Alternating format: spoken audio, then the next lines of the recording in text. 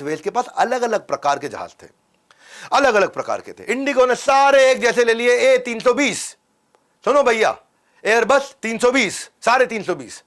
अब कोई सा भी फ्लाइट पायलट आए, कोई ट्रेनिंग नहीं करनी, जो पायलट आए जहाज उड़ा ले, उसको मालूम है वही वाले बटन है, वही स्विच है, वहीं से ऑन होगा इंजन, वहीं से जो है भाई जहाज उड़ा लेगा इस समय। ये नहीं कि भैया नया जहाज आया, उसका पूरा जुगाड़ सीखेंगे, कैसे करेंगे। अच्छा मैडम आई वहाँ पे, वो कोई तो नया एयरक्राफ्ट, इसमें खाना कहाँ रखा, खाना तो मिल गया, पानी की बोतलें कहाँ रखी है, वो मिल गई। अच्छा कूड़ेदान कहाँ रखा, अच्छा बाथरूम का सिस्टम क्या, नहीं कुछ नहीं समझना। एक ही तरह का जहाज और स्टाफ को पूरी तरह बार बार ट्रेन करना, ना केबिन क्रू को ट्रेन करना। इसका मतलब कोई भी पायलट, कोई भी केबिन क्रू किसी भी फ्लाइट में जाकर के फट से पहुंच जाए, सारा का सारा खर्चा घट गया। 9वां अध्याय चलते हैं, मेरी स्पीड तेज है। Innovative idea for cost cutting. इनको लगा यार पैसा ना टिकट बेच के नहीं कमा सकते, खर्चा घटा के कमा सकते हैं। और खर्चा कैसे घटाएं, तो उन्होंने एक डिसीजन लिया कि मेरे को ना जो फ्लाइंग स्टूवर्ट होता है, जो केबिन क्रू होता है, उसमें आदमी नहीं चाहिए, सारी लेडीज चाहिए।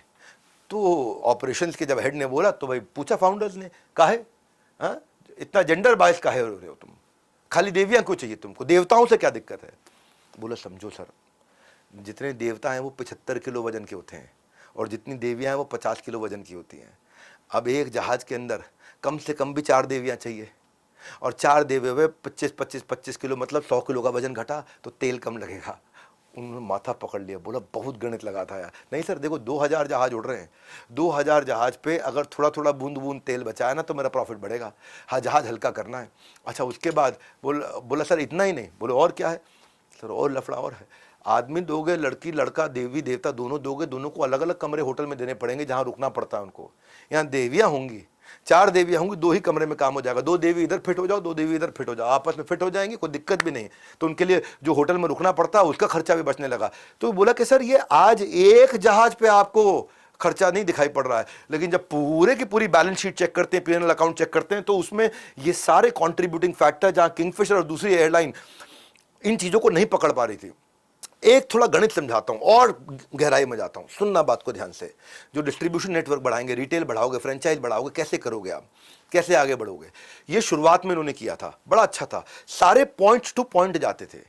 अभी किसी को अमृतसर से राजकोट जाना तो अमृतसर से राजकोट की जहाज उड़ा देंगे, ये नहीं करते थे। ये बड़े शहरों को बनाते थे हब और वहां से चलाते थे स्पोक। अब तुम पहले अमृतसर से जहाज से दिल्ली में आओ, दिल्ली से राजकोट जाओ।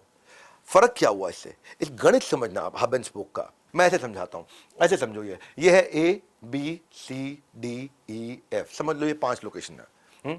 अब बाकी के सब के सब ए से एफ भी जहाज उड़ा रहे, ए से बी भी जहाज उड़ा रहे, बी से सी भी जहाज उड़ा रहे, सी से डी भी उड़ा रहे, डी से ई भी उड़ा रहे, ई से सी भी उड़ा रहे, सी से एफ भी उड़ा रहे, ए से ई भी उड़ा रहे, ए से डी भी उड़ा रहे, डी से सी भी उड़ा रहे, हर जगह जहाज उड़ा रहे। ये बोले हम ऐसा चक्कर नहीं करें, क्यों, क्योंकि अगर ए से आपने सब जगह उड़ाना शुरू कर दिया तो कितनी जगह उड़ाई आपने ए से BCDEF आपने 5 जगह जहाज उड़ाया, ऐसे बी से आपने 5 जगह जहाज उड़ाया, ऐसे सी से आपने 5 जगह जहाज उड़ाया, डी से।